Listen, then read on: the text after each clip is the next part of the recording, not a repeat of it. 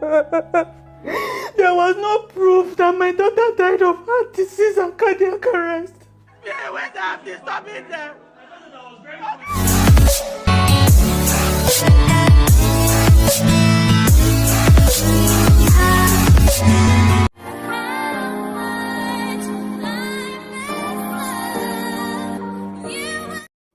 Hi guys, welcome back to my channel, Eva Mom Gist TV. Guys, this video you're just watching is about a woman that lost one of her twins in a hospital, and my own view is that some matrons in the hospital, especially Nigerian hospitals, they are very careless when it comes to other people's kids. You know, according to this woman, she brought the daughter, she's sick, but not to the point of dying. Anyway, before I continue, I will allow you to watch the video till the end. But in case you are new to this channel, or today is your first time of coming across my channel, please don't hesitate to click on the subscribe button and subscribe. And don't forget to also on your notification bell for you to get more updates from here. So guys, some nurses, when it comes to saving kids' life, they find it difficult to do that. Maybe because it's not their relations, or maybe because it's not their kids. But please, Nigerian government should look into it. Some are not worthy to call doctors or nurses. They are only after their salary and not people's life, which is very bad. For you to call yourself a matron or a doctor or nurse, that means you are taking the obligation of saving people's life. Try your best. Let it be that you didn't win. Not feeling reluctantly that when patients complain, you tag it, she complains a lot, she nags a lot. Now you have seen it, she have losing one of the twins. That is when you start running helter-skelter to save life, when you know there is 0% of saving the child's life. Okay guys, let me allow you guys to watch this video and you hear from the parents that lost the twins. So this is still your Eva Mom Gist TV. To my viewers, I appreciate you so much. And to my returning subscribers, I appreciate you so much. And also to my members, you guys are so amazing. God bless you. And if you have not joined my membership, feel free to click on the join button and become a member to this channel. So sit back and enjoy this video. We discovered I was carrying twins. It was again a thing of joy for my family and friends, everybody that knew us. After some couple of months, the children arrived on the 24th of October 2020. So we now give their names Zoe and Chloe because Zoe is life. We gave Zoe that name because actually we had like a rough time because my wife took in during COVID and she delivered them during NSAS. You understand? So it was a very crazy experience for us. What with this? See, my wife gave birth to these children through CS. We know what we went through. My wife went through hell and came back. She almost died when she gave birth to these babies.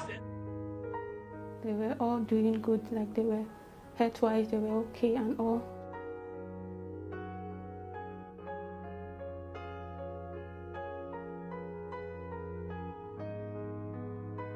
The 13th of this month, January 2021, we woke up on that fateful morning and my baby wasn't feeling well and she was crying. My brother's wife came home and she took me to the hospital.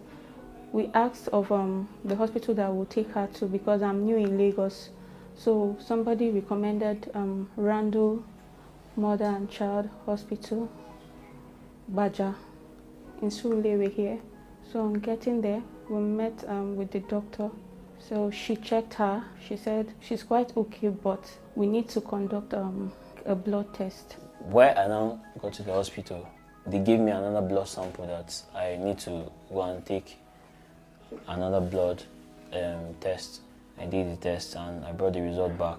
The doctor wasn't on seat, she went for break, so we had to wait. When she came back, I told her that the baby has been crying since they took her blood. So she asked me to place her on the table, let her check her. So I placed her on the table. So when she checked her, she discovered that the baby wasn't stable again. Her tears is not normal. The way she was crying was not normal. Then they rushed her to the ER and placed her on oxygen. and they started treatment. They said her oxygen level was low. But later in the evening, they asked me to feed her with cup and spoon, of which I did. I fed her throughout the night. Like, she was waking up like in intervals of 3 hours to feed. She was eating well. On Thursday evening, I came back home to freshen up. I left my husband in the hospital with her, with my sister. I came back early hours of 3 a.m. My husband came and picked me, so I discovered she wasn't breathing well. So I reached out to the nurse on duty. I told her that my baby wasn't breathing well again. She now checked and she discovered that the water in the oxygen was not enough, so she went and refilled it. She now wrote something for me to go and buy. That was a breastfeeding tube, so that they will use it to extract the mucus in her throat. She used it to extract the mucus from her throat, so she was okay. She even woke up and was up. I was even playing with her. So now the 2 tests that they conducted. The first test was conducted in the hospital. The other one, we did it outside as a long test to check if there was any infection or anything. When the doctor came in the morning, she now told me that with the results they've collected, there is nothing wrong with her, but they are going to allow her to be stable so that they will send us for an echo scan. The senior doctor came. He now asked me, she's stable now for breastfeeding. I should hold my baby and breastfeed her while he watched me, so that he will be sure if she's stable. So I now had my daughter. I breastfed her, and she sucked from me. Like, she was very hungry. She sucked from me and she slept off. I lay her back on the bed. So I'm supposed to feed after every 3 hours. So after 3 hours, I reached out. Luckily, the doctor was in. So I now asked him, I reached out to him and asked him if I should breastfeed her again. He said, yes, I should breastfeed her. So I held her and breastfed her. So after breastfeeding her, I noticed she was crying. So my brother's wife was there. So I asked her to help me call the nurse. She went there. The nurse didn't respond. So I went to the nurse again and said, please, madam, my daughter has been crying. She sucked breast. Please, can you come and help me check her? She didn't respond. I ran back to my daughter. By this time, the other nurse that was with her in the ward sent my brother's wife that she should leave the ward, that they don't want more than one person in the ward. So while she was going out, I asked her that please, she should help me check the doctor and ask him to come. She came back and told me that there's no doctor there. So for the 3rd time, I went to this Matron again. I said, madam, please, I beg you with God, come and check my daughter. Please, I'm not understanding. My daughter is not more responding. She didn't say anything. I went back to my daughter again because I was there alone. So for the 4th time again, I ran to her. I went and begged her that, madam, please come and help me check my daughter's pulse. Come and check her temperature.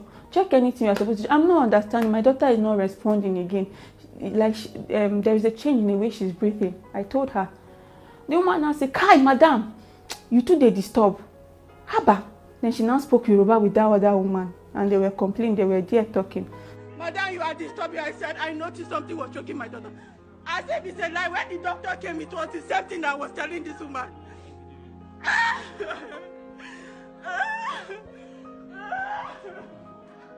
crying, stop crying. The woman sent me away that I'm disturbing them. After 9 months, you suffered, you carry 2 children, you get birth. And this thing happened to you, how will you feel? Let that woman come and give me my baby, oh!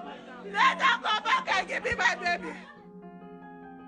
So I had to run back and sit down and watch my daughter, how my daughter was struggling. By this time, when I came back, my daughter wasn't moving again. I even had the oxygen to try and fix it in her nose and see whether maybe the air wasn't enough for her, but she didn't respond or anything.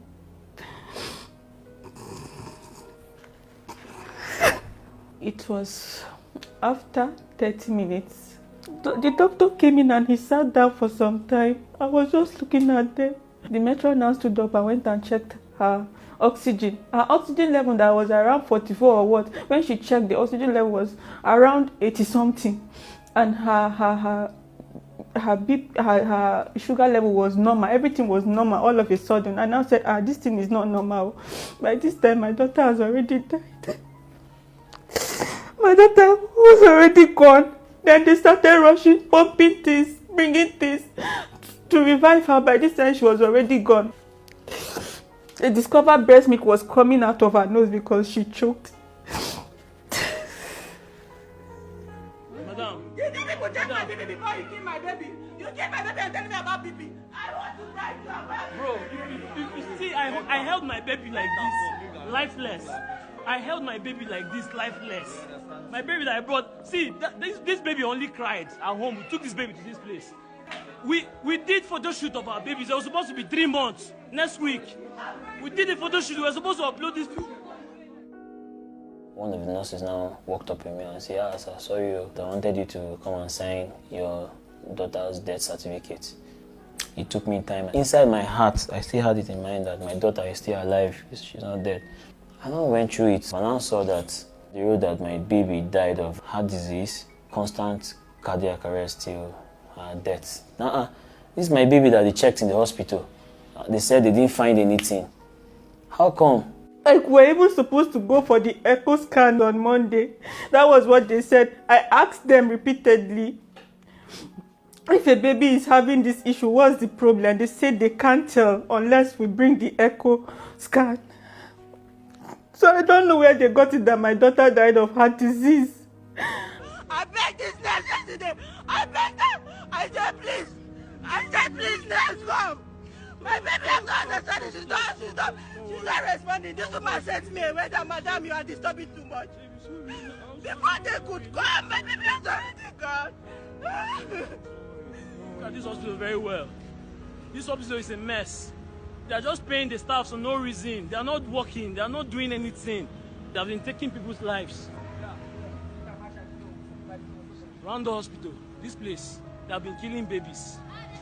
I really want justice for my baby. That Rando hospital, mother and child Baja, that place is a mess. It's a big mess. I really want the government to go and look into those people because they are not doing their job. They are just paying them money for no reason. Babies are losing their lives in that place.